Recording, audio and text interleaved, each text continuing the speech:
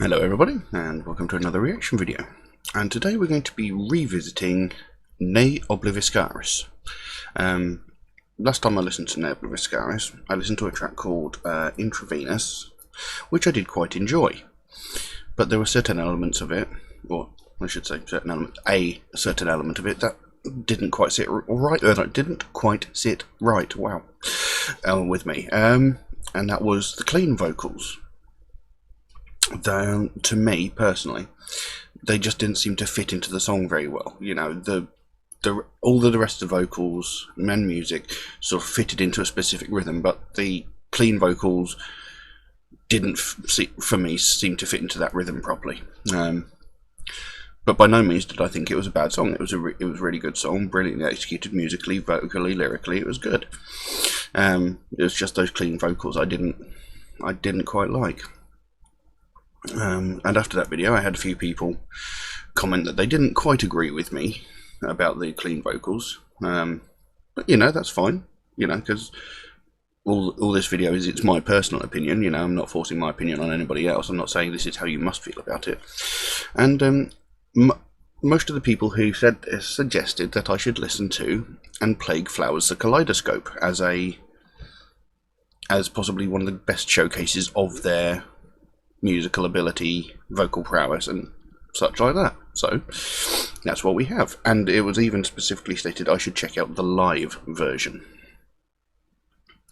And like I said, they suggested that this is like possibly the best showcase of their work.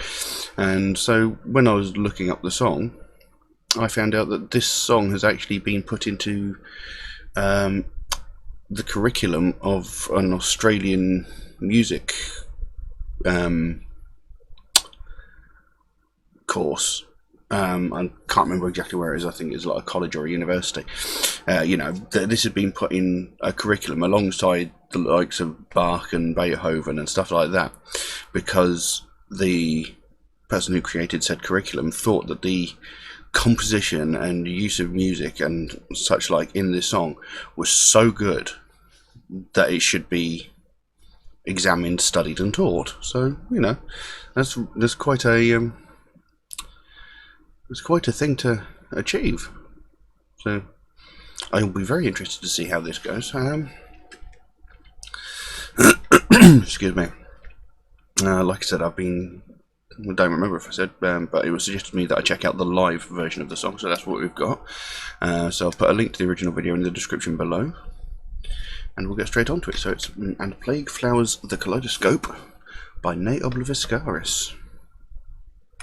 So as I said before, we are Ne Obliviscaris. We come all the way from Melbourne, Australia.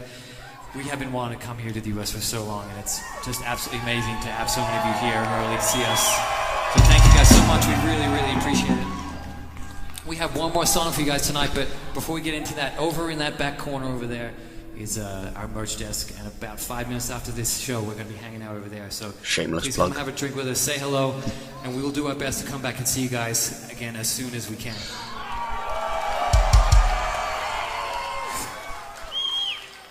This one's off our album Portal of Eye. This one's called And Plague Flowers the Kaleidoscope.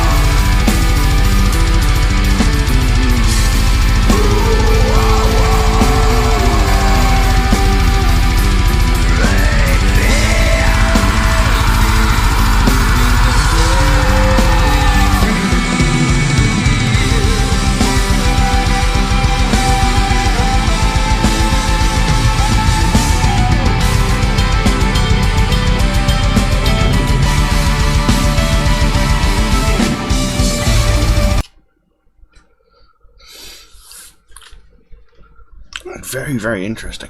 I mean, beautiful, long musical intro with the violin, and as I've mentioned in several videos before, I absolutely adore the sound of violins. It is one of the most beautiful sounds in music, in my opinion.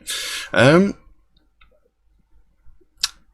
again, I mentioned this in the first Obliviscaris track as well. You can really, really hear the bass come through. Because I mentioned in that video, like with most bands, most songs, you very rarely hear the bass. You know, it sort of sits there hovering in the background, just on the edge of hearing. And normally you could never really just sort of pick out the bass line from just listening to a piece of music. You could, you know, very rare that you'll actually hear it. But you would notice it if it wasn't there. Whereas here, it really, really comes through. You know, you can really, really hear it. They seem to make this concerted effort? Not sure if that's alright. They seem to make an effort to make sure that every element of the music can be heard. You know, the guitars, the violins, the bass, the drums, the vocal styles, every single part is made so you can very clearly hear it, and I like that. It's very, very good. I have to say, so far this song, I think it fits together. What is wrong with me today? I cannot speak. I think it fits together slightly better than Intravenous did, and I like the way it's done, the way the clean and the guttural vocals have been overlaid. I like the way they've done that, and it's a good piece of music. I actually really quite like this. Very, very interesting. As for the actual song itself, I mean, it opens up with "Kings of our emptiness, the flagellants align. Their mouths fill with questions, blessed they are by God's tokens. Where to walk the painted path, walking the painted path through our plague fields." Where to walk the painted path through the plague fields. Now, to me, this suggests, or it sounds like, the first verses are being told by the point of view of the gods themselves. You know, kings of our emptiness. You know, our emptiness, that would be the gods referring to the galaxy, the universe around them. And they've created man to be the kings of our emptiness, you know, their emptiness. Flagellants align, you know, flagellants are flagellants slaves, as it were? You know, the people who are flagellated by the... I can't remember. Anyway, their mouths filled with questions, blessed they are by God's token. So, you know, their mouths filled with questions, you know, mankind always has questions, you know. Who is God? How big is the universe? Does God exist? How did the universe begin? You know, where to walk the painted path. I'm not sure what that means. Walking the painted path through our plague fields. Now, is that suggesting that they know that the Earth is the Earth itself a plague field? So, possibly, and the painted path is like the illusion of it being, of the world being a nice place, whereas in fact they know that really it's going to turn to, you know, corruption, plague, evil. I don't know. I'm not sure. But so far I quite like this. I mean, like I said, I liked the track Intravenous when I heard it, except for a couple of elements which didn't sit well with me. But this one's fitting a lot better together, and I do quite enjoy it. So we'll carry on and see how this goes.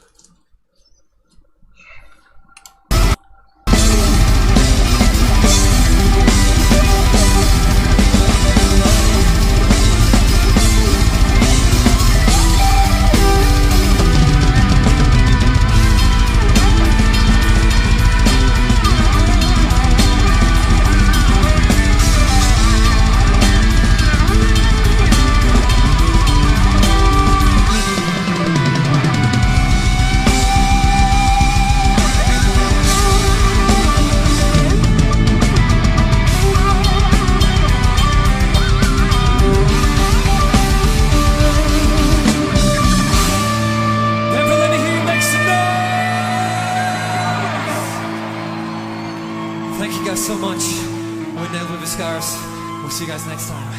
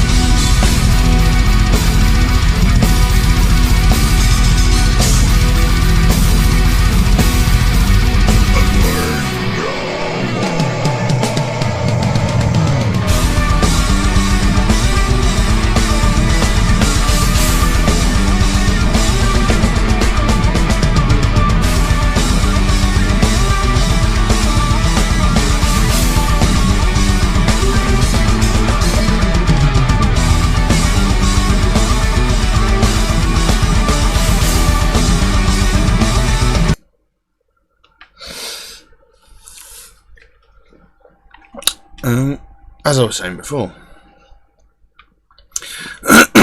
this excuse me, this seems to be something told by the view of the gods about mankind itself, and it's very interesting because it goes here: kings of this carousel disfigured upon white horses. I'm not sure about that line, but kings of this carousel, the carousel referring to the earth because, you know, it spins, with Goya's claws and Dore's wings. I'm not even sure what that means. Down golden locks to red crosses. Again, not sure. Crowned children screaming from funeral shrouds. To rapid eye movement, heartstrings undone, are beautiful filth, dances, and plague flowers. So, is this suggesting, like, you know, we gave these people this beautiful planet, and all they've done is turn it to shite? You know, crown children, you know, down golden locks to red crosses. Could that be suggesting, you know, war? Maybe, I don't know. You know, maybe. Crowned children screaming from funeral shrouds. You know, it's like watching their parents fight and die in wars. Rapid eye movement, not sure. Heartstrings undone, you know, broken, you know, breaking hearts and stuff like that. Our beautiful filth dances and plague flowers. So it's like the beautiful filth refers to mankind, I'm guessing, because it's like mankind is a beautiful creation, but at its core it's completely corrupt. It's like a plague, and it says there in plague flowers. You know, because you can create something with all good intention. You know, you can go, right, let's everybody be nice to each other, but sooner or later conflict is going to grow and expand, and that plague spreads.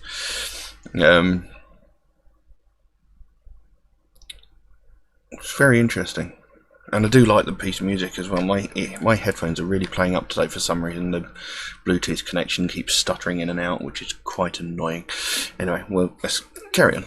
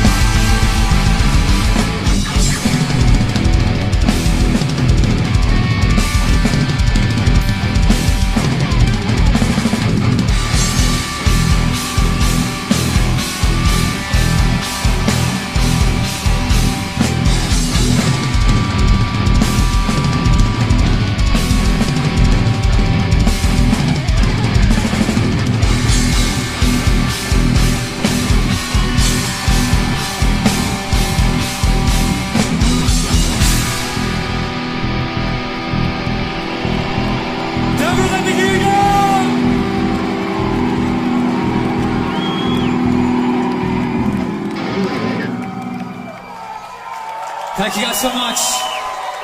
We got nailed with Obliviscaris. We'll be back soon, we hope. Thank you. Well, there you go. I actually wish that was the first track that I'd heard of theirs, because that was phenomenal. It was a great piece of music. And one thing I forgot to mention the last time I actually paused it was I loved the way that the song seems to be in two halves. There's the first half of it where, like, the gods are talking about, they've created this earth, it's a lovely place, but they know eventually it's going to end in corruption. And then there was that sort of build-up in the middle, as it sort of came to a climax, to a really, really heavy piece of music. It sort of built up to this really heavy sort of boom, and then from then on it was a lot of heavier piece of music, possibly representing the corruption and the downfall of the planet they created. Because the lyrics go on here: why are will to reason fall? I'm sure that was badly written sentence, because I'm sure that's not what he actually said. Why are reason to fall only human? Kings of our emptiness, the flagellants are lined, their mouths filled with ashes and death's tongue. Well, first of all, there's that line: why are reason to fall only human? The very reason why this whole planet is falling to pieces is because of us. Because we just can't be civil. We can't be nice to other people. They've got something we want. We're going to go kill as many of them as we possibly can just to get it, because we want it. It's like Gollum in the Ring from Lord of the Rings. He will do anything to get what somebody else has. He wants it, so he's going to do whatever it takes. We are the whole reason we are failing as a society, because we keep fighting amongst ourselves. We just can't bloody get along. And there it goes: kings of our emptiness, the flagellants are line, again referring to the humans we created. Their mouths filled with ashes and death's tongue. Again, all they want, all they taste, all they hunger for is war and conflict, because that seems to be the way of humankind. No matter what we do, we're always going to end up fighting, and there's no way around it. The dappled dying, flowering cold grey tombs. I can imagine that's referring to like the lichen and moss and stuff and that grows on tombs. With crumbling walls I feel our truth is laid bare. Basically saying, you can see all the dead, you can see what we're doing. We're killing millions and millions of people for pathetic reasons. And then there's this last couple of lines here. A plague colours a masterpiece of man, the portrait of what we are. So, a plague colours a masterpiece of pain. So it's like that the gods have created this masterpiece. They created this planet. They created human life. It's a masterpiece. There was the inevitability of death, so essentially there was always going to be some suffering and pain. But they've given us everything, as it were, and we've just taken it, we've corrupted it, we've destroyed it because of petty arguments, and